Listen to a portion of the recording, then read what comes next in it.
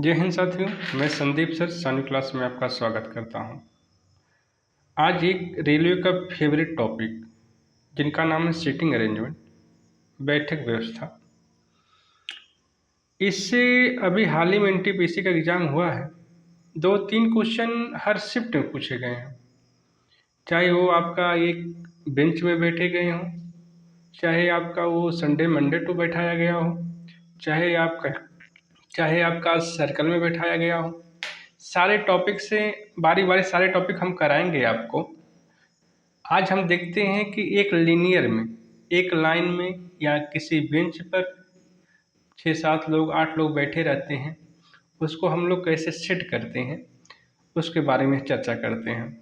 थोड़ा सा ध्यान से देखेंगे आप तो पूरे के पूरे कॉन्सेप्ट जो है आपके माइंड में सेट हो जाएंगे। ज़्यादा कुछ करना नहीं होता, थोड़ा सा दिमाग लगा के बैठाना होता है। आइए चर्चा करते हैं। एक क्वेश्चन में रेलवे के एनटीपीसी का लिया गया है, लिए हैं हमने, उसी को सॉल्व करते हैं। उसी के सॉल्व करते हुए आपको बताते हैं क्या कॉन्सेप्ट है।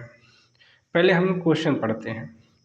6 सहेलियां ऋचा, शोभना, उर्मिला, पूजा, पूर्णिमा और काव्या किसी पार्क में एक बेंच पर बैठे हैं।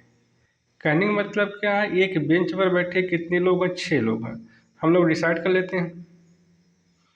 एक बेंच हो गया और कितने लोग हैं? 6 स्थान बैठे हैं। 1 2 3 4 5 6 लोग, और उन सभी का मुख उत्तर की ओर है। इधर आपका उत्तर होता है और इधर आपका दक्षिण होता है, इधर आपका पूर्व होता है और इधर आपका पश्चिम होता है। हमें किधर मुँह किया है? उत्तर की ओर। अब कोई पर्सन इधर मुँह करे, उत्तर की ओर करेगा मुँह, इधर देखेगा, उत्तर की तरफ देखेगा। हम ही उत्तर की तरफ देख रहे हैं तो मेरा इधर कौन सा हाथ हो जाएगा? दायां। और इधर कौन सा हाथ हो जाएगा? बायां।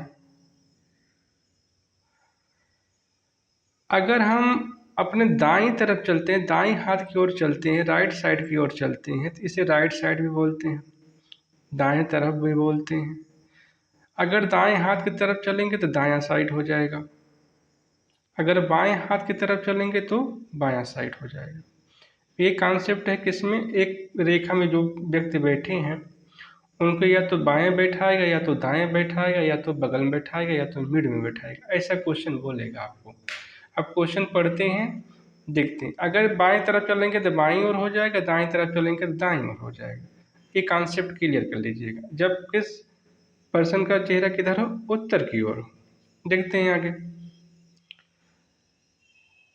पूर्णिमा और ऋचा के बीच में 4 सहेलियां बैठी हैं।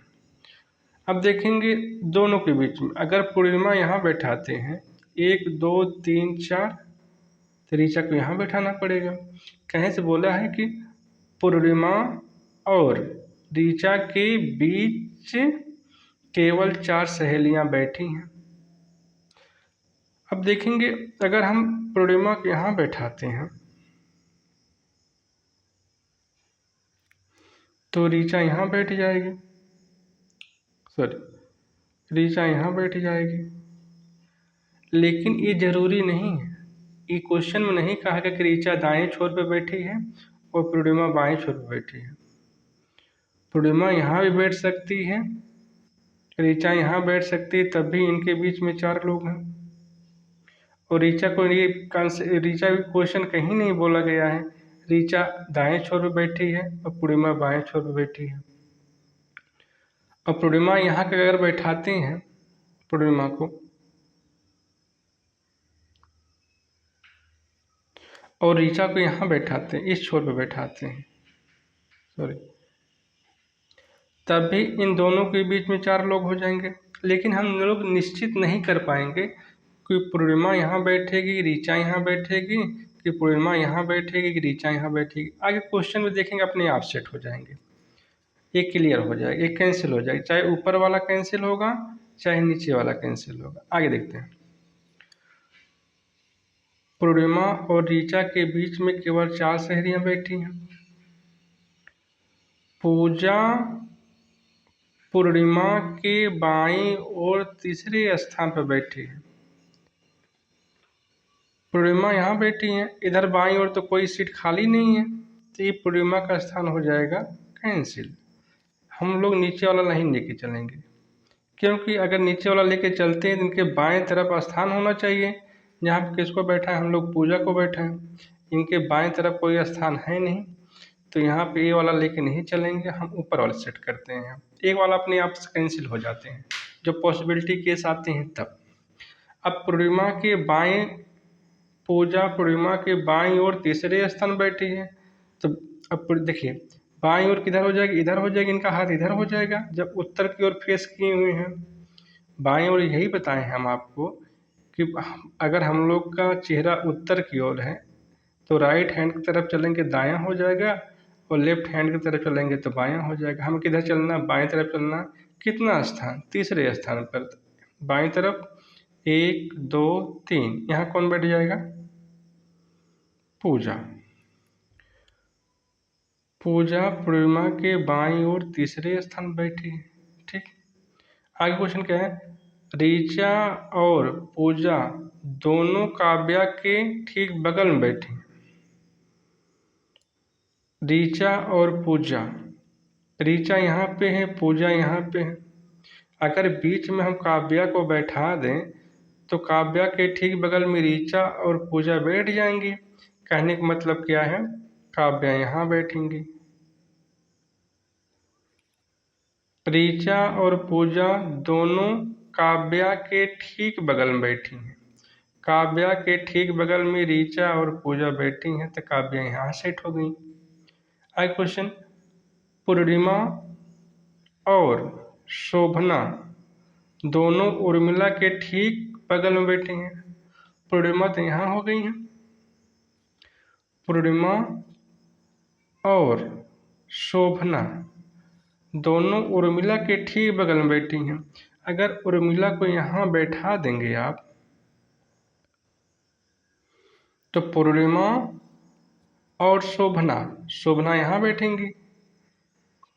क्वेश्चन ये बोला है पूर्णिमा और शोभना दोनों उर्मिला के ठीक बगल में बैठे, उर्मिला के ठीक बगल में बैठी हैं। उर्मिला के बगल में शोभना बैठी हैं और उर्मिला के बगल में पूर्णिमा बैठी हैं। आगे क्या, निम्न में से, आगे क्वेश्चन देखते हैं क्या पूछा, निम्न में से कौन उर्मिला के बाएं चौथे स्थान पर है। अब उर्मिला यहाँ बैठी हैं, इनके बाईं ओर हम चलेंगे तो बाएं स्थान पर कौन, चौथे स्थान पर 1 2 3 4। आंसर क्या हो जाएगा आपका, ऋचा। आंसर क्या हो जाएगा आपका, ऋचा।